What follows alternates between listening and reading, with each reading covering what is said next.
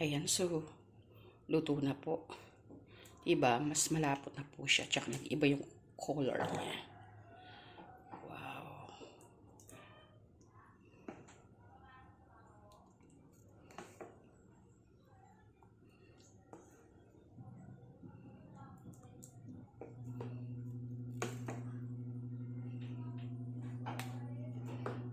So, tikman po natin ang bilo-bilo. So, mas lalo po siyang lumapot.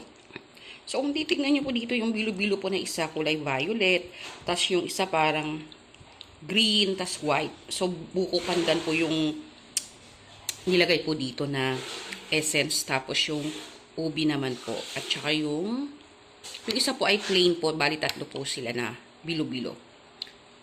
Plain po siya na puti. Tikman po natin.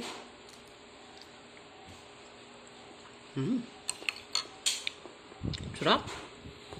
So, hindi po ako naglagay ng masyadong maraming asukal kasi ayoko po yung masyadong matamis. Para sa akin po, saktong-sakto po yung kanyang pagkatamis. So, yun lang po. Maraming salamat.